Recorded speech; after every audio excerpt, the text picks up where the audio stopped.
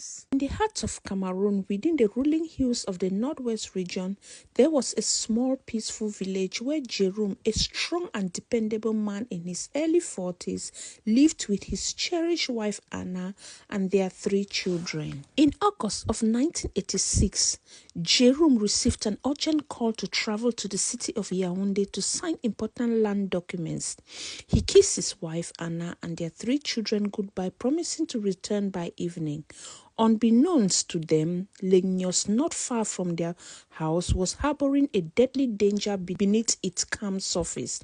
The lake had accumulated toxic carbon dioxide for years, and on that day it suddenly erupted, releasing a massive gas cloud that suffocated everything in its path.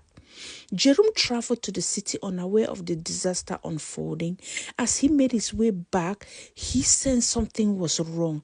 The eerie silence hugged the air.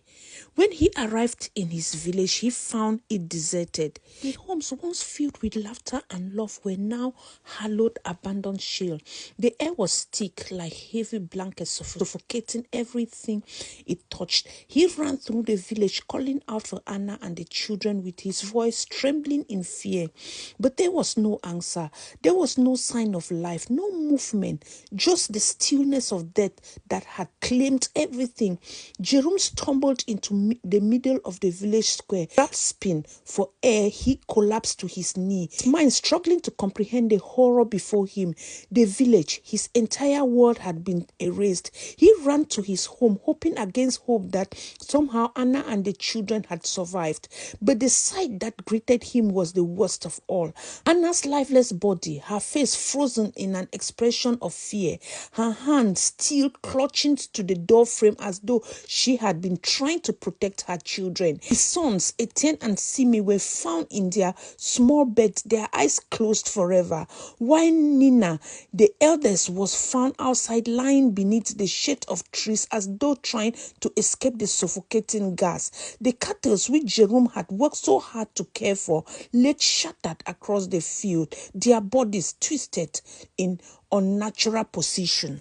Jerome fell to the ground, his heart shattered into million pieces. The life he had known, the family he loved, was gone in an instant. His wife, his children, his village, everything had been taken away from him by a force he could not fight. The land, once a source of hope and abundance, now felt like a cruel reminder of what he had lost. For days, Jerome wandered the empty village, searching for something to hold on to, anything that might bring him solace. But the silent lake, which had once been a place of beauty, now stood as a monument to the destruction that had stolen his world away. The gas, which had silently claimed the life of so many, had also stolen his future, his hope and reason to live.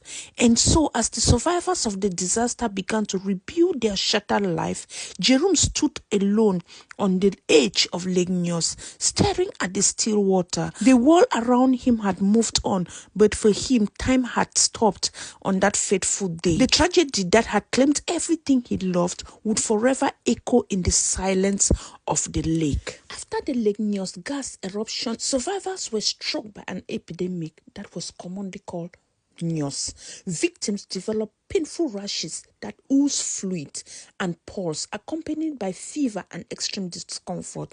Many who survived the gas disaster now faced this mysterious illness, which spread rapidly through the entire province, now called region. I too became a victim, suffering from the same symptom. Though doctors tried to understand the cause, the epidemic, possibly linked to the Nyos toxins, continued to claim lives. The village, already devastated by the initial tragedy, was left in despair, with the survivors enduring both physical and emotional suffering. The shock of this tragedy sparked widespread controversy and remained a deeply debatable issue in the hearts of Cameroonians to this day. Tragedy of Nyos, both the gas and the epidemic, will haunt us forever.